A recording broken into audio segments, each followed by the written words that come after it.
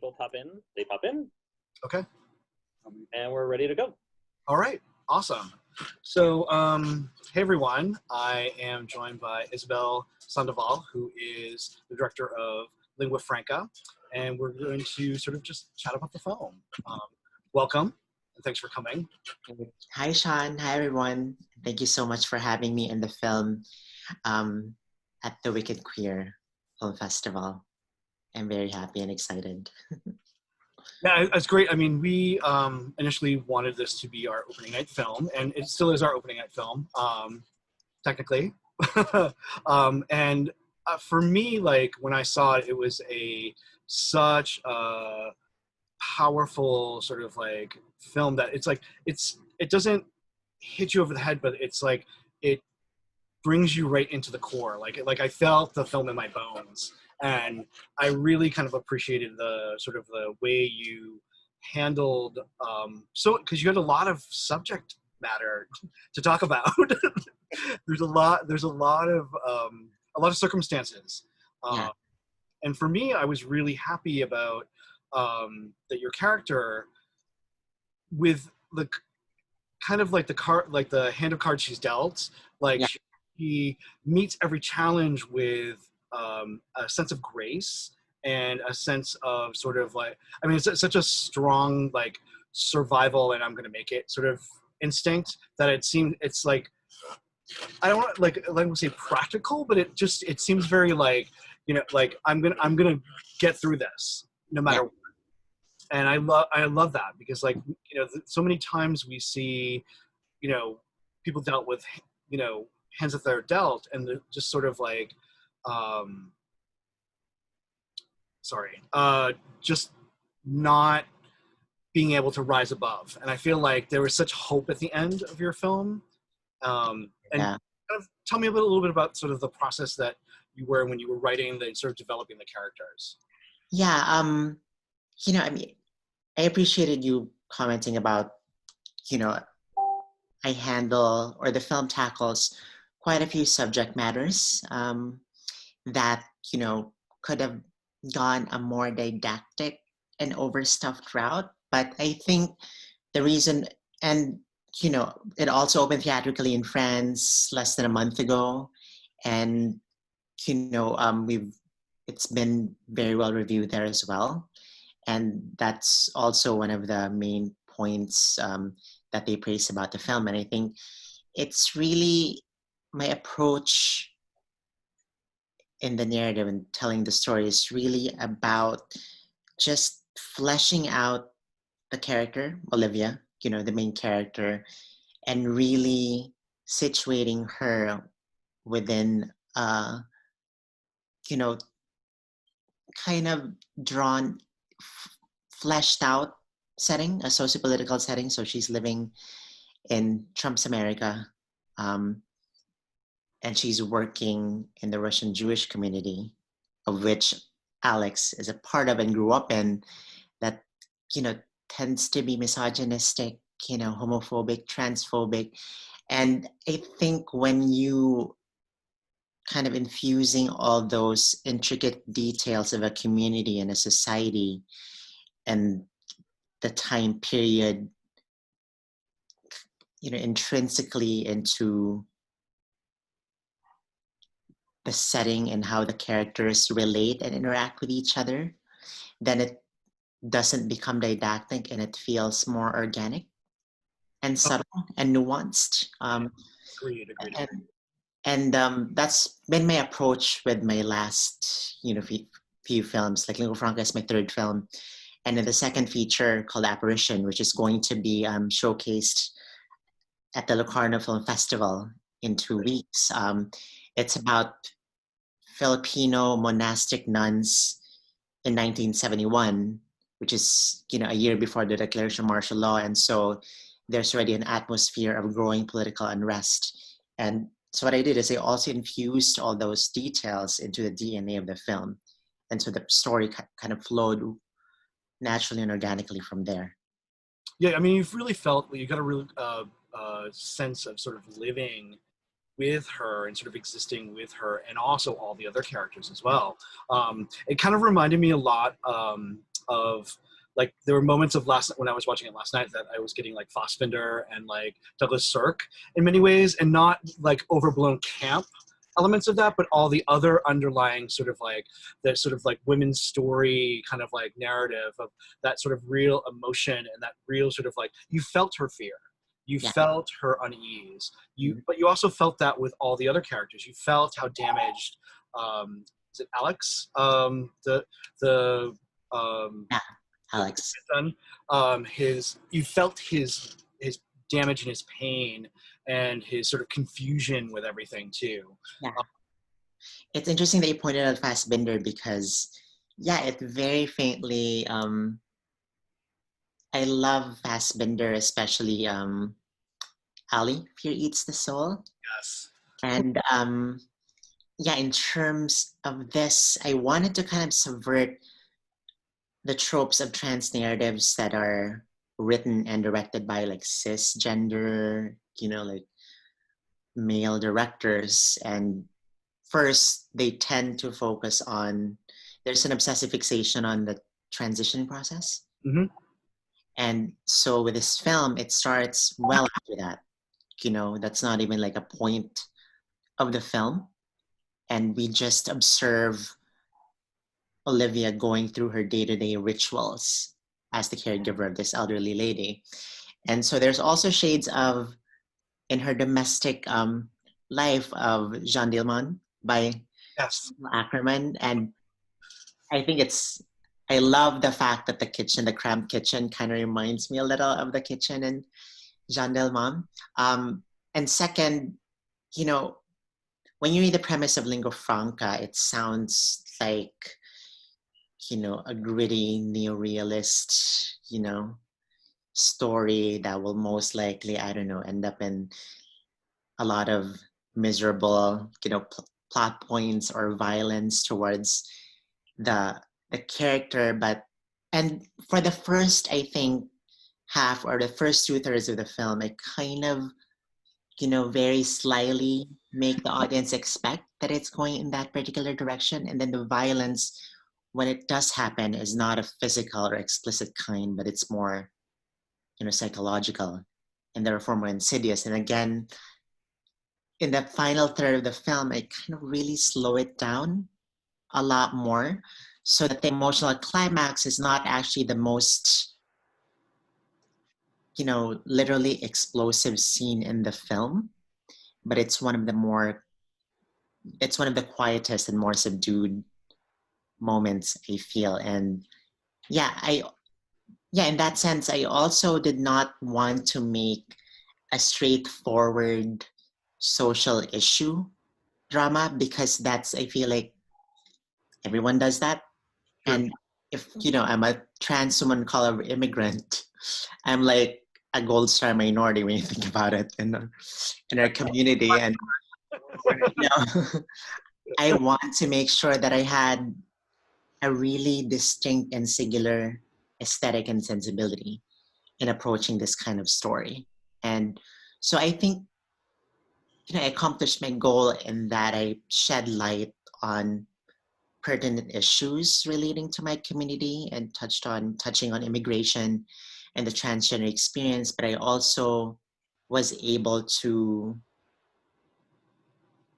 kind of reveal my own evolving voice and style as a filmmaker. So I agree, and I feel like you were influenced so well by, like, because I was also getting Chantal Ackerman, just the sort of like the you felt like I said, that the her betrayal and the sort of the gravity of her situation. You felt it in like your bones, and it was like one of those things. It's just like it was so moving, and was so like, but it was like there was a calmness to it as well, and like this sort of like when you're in the church, in the church, and it's like, always a bridesmaid, like like that like kind of just like really stuck out to me. That's like, oh my god, that's so true. Always a bridesmaid, and then at the end, here it is again. Always a bridesmaid, and with the hope of that it's going to get better, and that there is that in your ending, which I also like applaud, is like there is a sense of we will persist, we will go on, and that's I feel like it's so important because that like there's so much like I don't want to say like victim porn, but I'm like it's like there's a lot of like trauma. Yeah. The sort of like when people like excavate trauma, it just becomes almost more traumatic. And I Yeah. feel like you sort of really kind of side skirted all of that, but you still gave the gravity of the trauma, which is kind of amazing.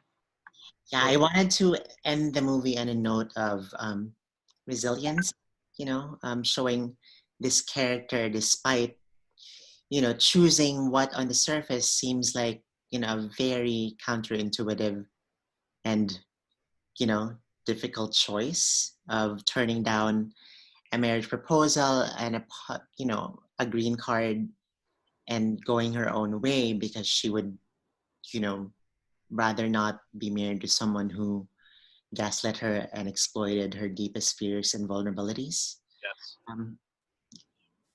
And, go her own ways because that's what she's always done anyway.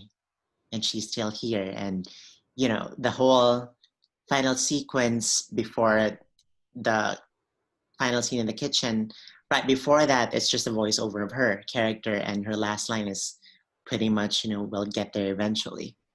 We'll make it happen. And so, yeah, I wanted to end the film on that note, and that she might have lost the battle, but she hasn't lost the war. Exactly. It's very Sun Tzu. Okay. I mean, that's kind of how life is too. It's because it's that Yeah. constant. You gotta continue. Yeah. What I also really love too is not only Olivia's character, but all the other characters too. I mean, the sort of the circumstances that they're dealt with. Mhm. Olga's Alzheimer's was handled in such a thoughtful and also like very real sort of way. I mean, you saw when the certain shot when she's in the kitchen and she's like sort of like, looking at the stove and she's like, and then all of a sudden she's looking at the phone to call. Like you knew exactly where she was going with it. Yeah. Because we had been there before, and I love the sort of like the complete circle that the film sort of made back on itself. Yeah. It was really, really well done. Thank you. The other thing I really also enjoyed too is, I mean, I didn't necessarily enjoy it, but I enjoyed your sort of handling too of issues of addiction as well, because Alex's sort of his damage and his sort of struggle with his own sort of drinking and his sort of abuse issue was also really, I mean, it was, definitely fodder, but you almost felt, even though he was an absolute cad and betrayal, there was a sort of like, I didn't hate him as much as I should have, because there was a sensitivity in the handling of his sort of like his circumstances as well. I think my approach with characters is that, because my style is, subtle and nuanced, is that I don't really have outright villains in my film. I do have flawed characters and fallible characters. But at the end of the day, I think my approach is more humanistic and compassionate because I give characters the benefit of the doubt.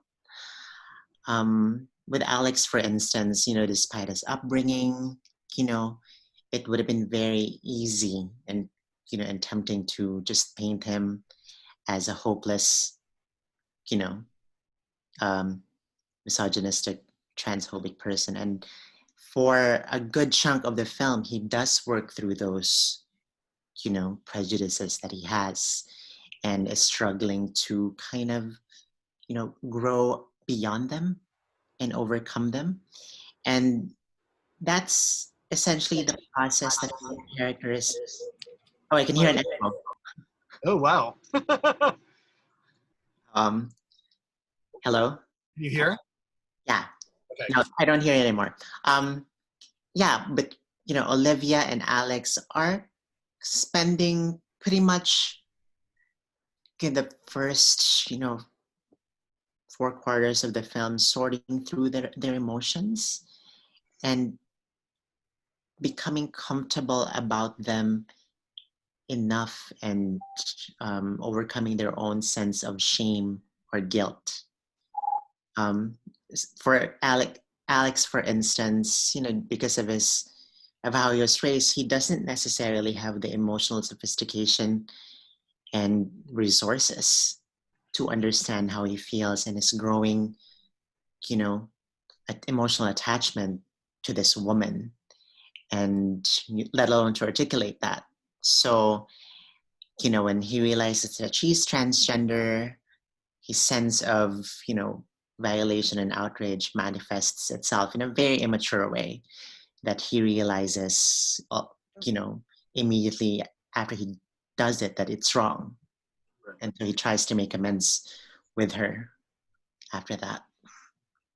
Yeah, I think it's really sort of interesting too, like, because it's like you wonder if the sort of the violation by the friend of Olivia's sort of like personal belongings and stuff like that, and the sort of the gossip of Olivia's, trans identity.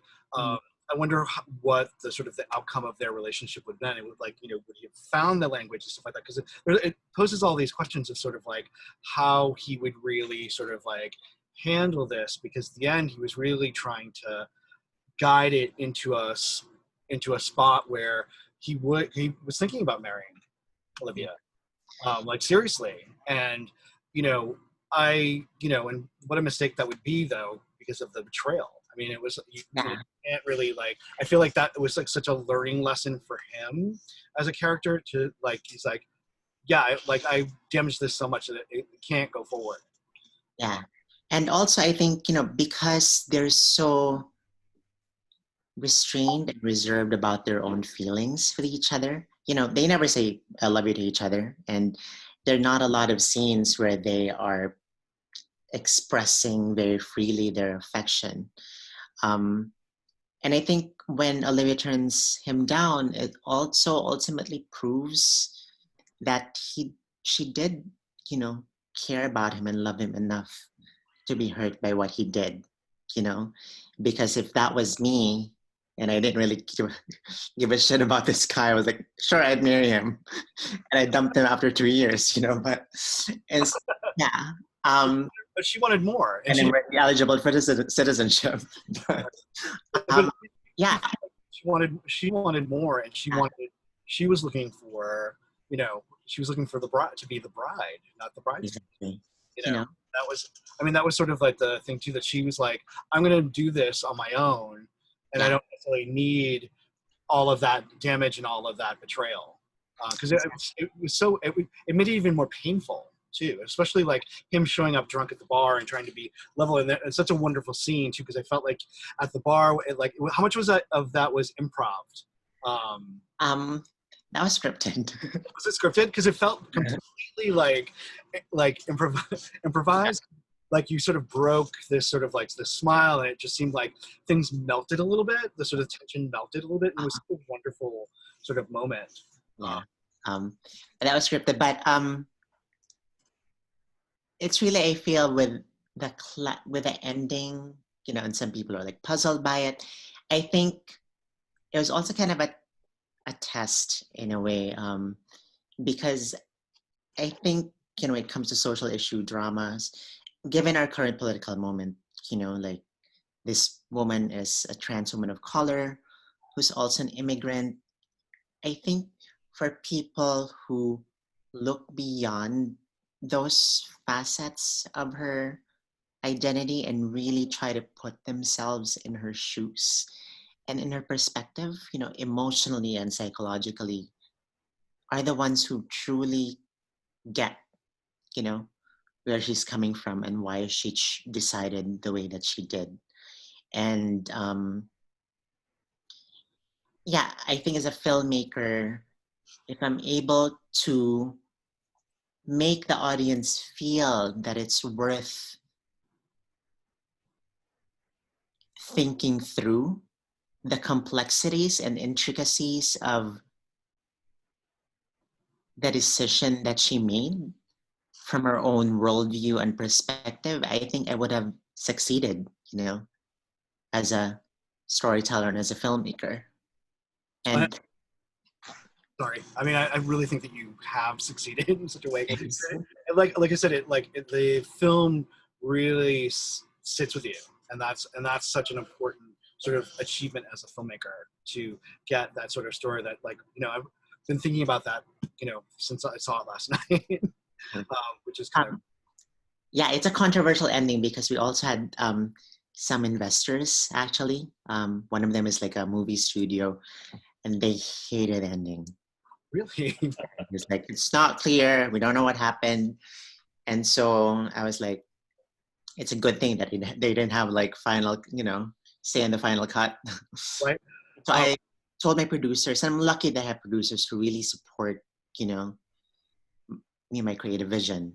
And they gave me autonomy over the final cut. And so we stuck with it, and it got into Venice. And now the investors changed their tunes. Once people saw it and reacted to it. Yeah. So, I mean, the ending has a lot to do with, like, we end with a phone call to her mother. So maybe talk a little bit about the sort of the core of, like, the relationship between the mother and Olivia, and what was sort of the inspiration behind that. It's funny because the phone conversations between Olivia and her mom are kind of lifted almost verbatim from my conversations with my mother. Okay, so, and my mom has not seen the movie yet, but it's not autobiographical though, because, okay, I am, a Filipino trans woman who lives in Brooklyn. I'm also an immigrant. Luckily, I have, papers, but the similarities in there. But yeah, in terms of the relationship with my mom, I send my mom, money every month. I financially support her. So in that sense, there is an emotional truth to that. And also how I played Olivia, I'm not a professional actor. I didn't go to acting school, but I think her temperament in the film was my kind of state of mind when in the first few months after Trump got elected. Kind of that the feeling of just very vulnerable and anxious and on edge the whole time, because I didn't want to play the character and have the film be a straightforward romantic drama, especially given, the particular time and place that it sets in, But, the romance, the feeling of, emotional connection does coexist with all these feelings of fear, and desperation that affect Olivia. Another question from our little chat bar here is, what was the intention with the assumed identities in the last scene in the bar? Okay, maybe that part of the names were just spontaneous. Yeah, when I said Isabel. But it's funny because, I just chose that name at the last minute, and then because the film got a glowing review from Cahiers de Cinema, that French film magazine, and they're saying that it's so meta. Yeah, that's what I thought when I saw it too. I was like, oh damn, the fourth wall is broken. I think that one motif in my films is that, these are characters I'm drawn towards characters that are kind of split in a way, that they navigate two worlds, or they have two different personas.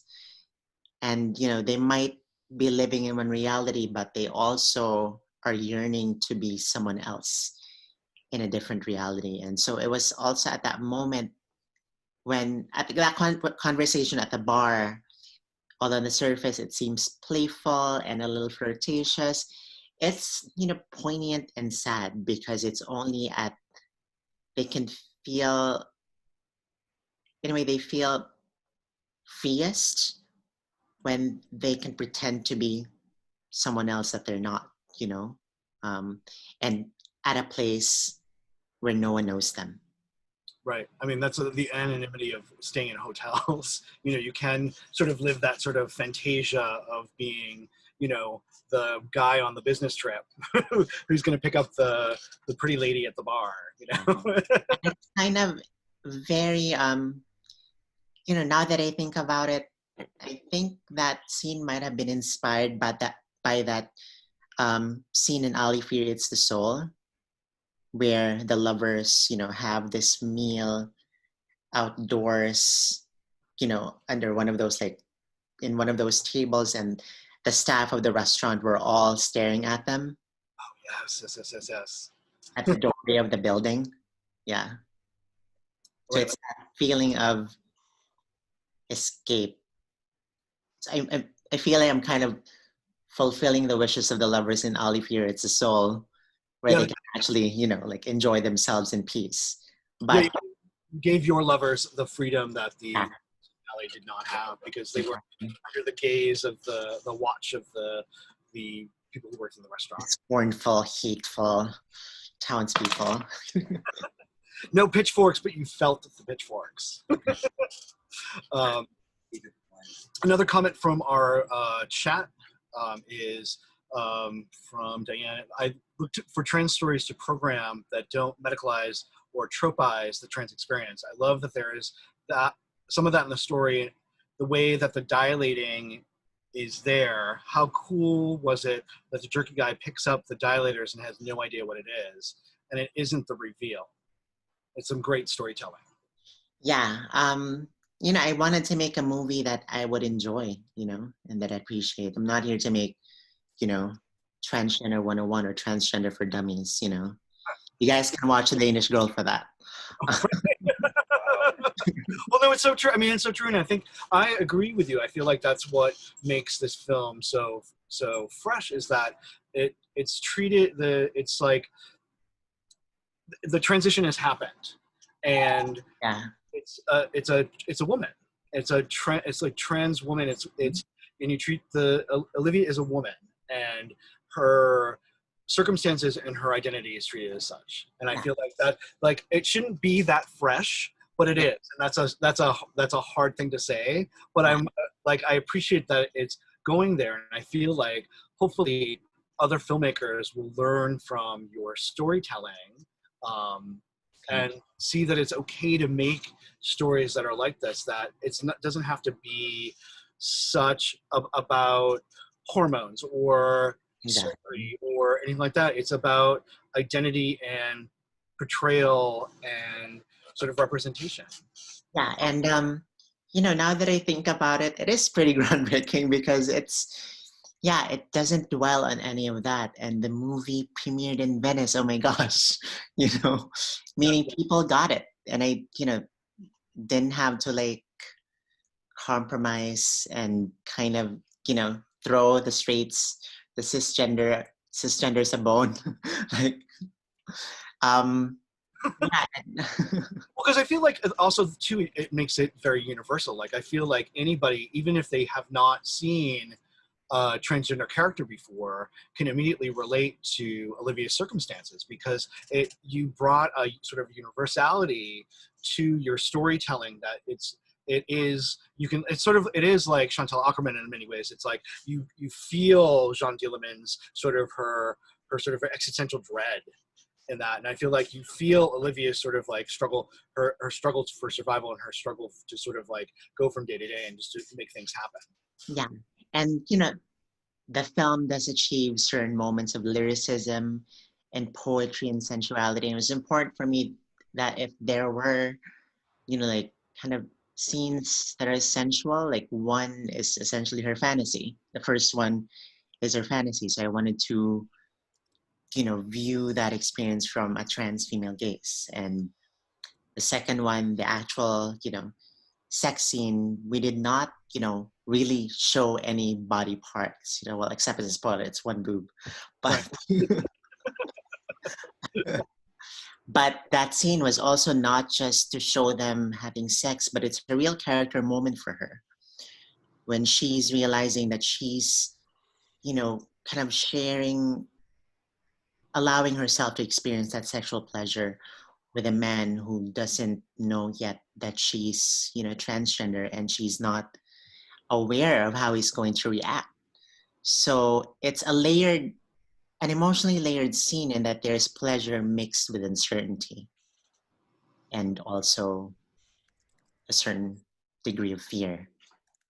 And you, like I said, you feel all of that in there. So it's a sort of like really complicated, very complex sort of like, but like it's so wonderful. It was so sensual too. I was just like, wow, this is really, really amazing. I mean, we're not afraid of sex scenes here at Wicked Queer, but there are definitely more ones that are better than others. And I feel like you really sort of accomplished this sort of like very sort of like personal, very sensual sort of like moment for her. Like I feel like we don't see that at all either, which also makes this very groundbreaking. Thank you. And it's great because, I've never done a sex scene before. This is really my second time acting in a movie. And then I was telling my assistant director, like, listen, I'm not very comfortable like showing, a lot of skin. So how do we sell this? Like I'm really, having sex without actually showing the characters in like these different, exposing positions. Like, so I try to sell it with my facial expressions, one boob. And I told him maybe, you can put your finger in my mouth, which I think is, for me at least, I find that very sexual and such a turn on. Well, it made it very real, like in many ways. So it's like it wasn't like Hallmark Channel like sex, which sometimes like it was very modest as well, which was also very appreciative because you're at least I know in a lot of queer films we're used to sort of a graphicness of sex, and not that I dislike that, but at the same time it makes me appreciate the more modest and more sensual sort of portrayal of that as well. Mm-hmm. So another question from our chat bar is, so your film Senorita played with us, Yes. in its short form and also its feature form. So how do you feel like your filmmaking has progressed from Senorita to now? Quite a lot, actually. I think, Lingua Franca definitely feels a lot more technically polished. And I joke that, with Senorita, I cringe every time I have to like sit through it again. But, I do, I believe in that dictum. I don't know, was it Jean Cocteau, that said that you're a filmmaker, a director is just making the same film throughout his or her career.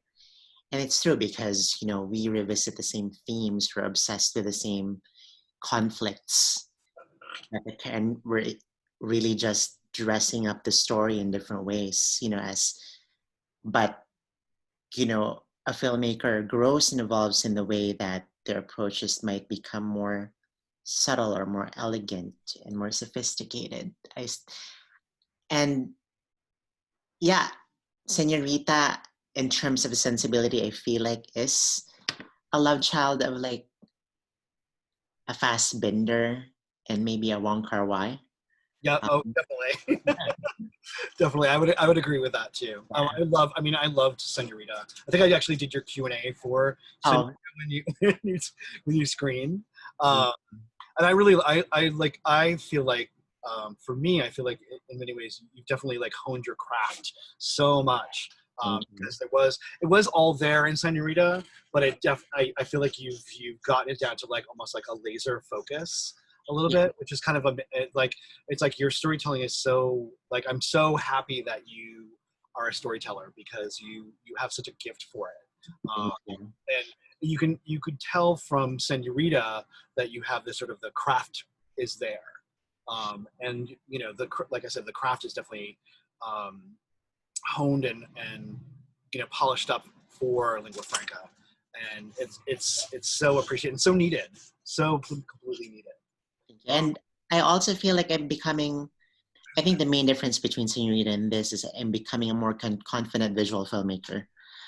Senorita was a lot more talky and verbose, and I feel like with every film that I've made after that, I've you know, learn to really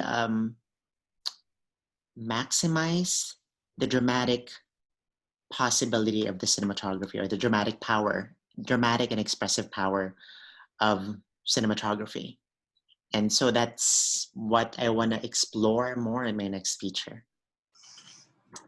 Yeah, I mean, I feel like what really kind of also like sort of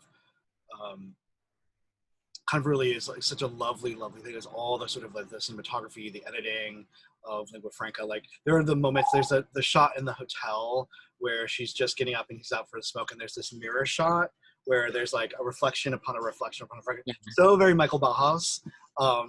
And I was just like, damn, she went there. I'm like, that's amazing. And it's so lovely. Just like there's also the long shots of the subway, the elevated subway cars, and you get this sort of sense of like of moving and like transit more than and the sort of like progression of like life is moving forward, Yeah. which is so. I have to give credit to my cinematographer, who is really my partner in crime. He was there since day one, maybe day 3. And we butt heads a few times during the shoot because, I'm an independent filmmaker, so I tend to be very flexible and adaptable to circumstances. Like there are some locations in that film that we got literally a day before we shot, like the slaughterhouse. Mm-hmm. Talked with that slaughterhouse maybe weeks before, and they gave us like, very vague answers, or like really high rates to shoot there. And then we ultimately locked it a day before. And then, he is such a planner, but I'm also very flexible. So we're able to like work and adjust to each other. And the film still has, I think, a distinct visual feel and a look. And it's funny because the Slaughterhouse 2 immediately reminded me of Year and 13 Moons as well. I have not seen it. I have to watch it on Criterion Channel. Oh my God, I want to talk to you about it after you Okay. Because it's funny. And it's surprising that you actually say that you've never seen it, because you're gonna, once you see it, you're gonna be like, oh, okay. Like there's a few moments that I was just like, it just reminded me a lot of a little bit of that sort of like, and how slaughterhouses kind of do. It's that sort of like, the sort of almost preoccupation with the flesh, but then the flesh is sort of like just commodity as well. I'm the reincarnation of Fassbinder, Sean. I mean, he died before I was born. I'm kidding. I applaud this journey. I'm loving our Q&A, by the way. This is the most fun Q&A I've had. Yay! Good. What? You want a live question? Yeah. You want to come on in? Okay. This is Joe. Hi, Joe. Hello, can you see me? Yes, I see you. Okay, I'm all well groomed. Thanks for your film. I wanted to say, first off, your smile is lovely, because the character of Olivia, so laser focused and stoic, that the emotion of joy isn't often expressed on her face. So it's lovely to see your smile. Thank you. I may have looked away at some point last night when watching it, so I got a little confused. From the end, I thought, did Alex steal her passport? Because when she asked for it back, I thought maybe he was the masked character that she said she saw, that wasn't sure if it was an ICE commandant or whatever you want to call those people. So was he the perpetrator of her passport, or was he holding it for her? It was his friend that took the passport and he kept it. I think because he was trying to deny to himself, pretend to himself that it wasn't true that she was born, as a boy. And so he also did not want anyone else to know that about her, because he would be very embarrassed if anyone found out, not knowing that it's something that she feels very paranoid about. Yeah. Okay, thanks. That cleared that up for me. Okay. Keep up the good work. I can't wait for your series. Thank you, Joe. Thanks, Joe. All right. Any other questions from the chat bar? Anything else you want to say? What's next? What is next? What's next? Oh, so I'm working on a new feature called Tropical Gothic. It was just selected for the Locarno Film Festival Open Doors. Nice. How just like their film development lab, and I'm very excited about that because I got my start at Locarno with Senorita, and it's set in the 16th century in the Philippines, Oh, and it's kind of a colonial surrealist drama about the haunting of a Spanish conquistador in the Philippine Islands. That's also a riff on Vertigo by oh my Hitchcock. god! Oh my goodness! Could you sell this? Cinephile out there, something special for you. I'm excited to see this. That's super amazing. And so when do you start shooting? Or We're gonna start setting up. We're gonna have meetings with industry members in Europe in 2 weeks. Although I already have a French producer attached to the film, and we hope to shoot hopefully in the spring. nice. Philippines, yeah. I'm hoping that fall will get us all out of the house, but I don't think it's gonna happen. But Hope fingers crossed. Yeah, fingers crossed. Yeah, I mean that's so exciting though. A nice spring project, and what a wonderful sort of premise for a film. Yeah, this is Excited. like the movie that I'm super excited to make because I'm taking so many, artistic and creative gambles, with it. Yeah. So how is it to be like director, writer, actor, like all in one? It's like, how is that sort of the process of sort of navigating all of that? Because it's a lot. Like I said, fast benders, I mean, I feel like I don't necessarily think of them as different tasks.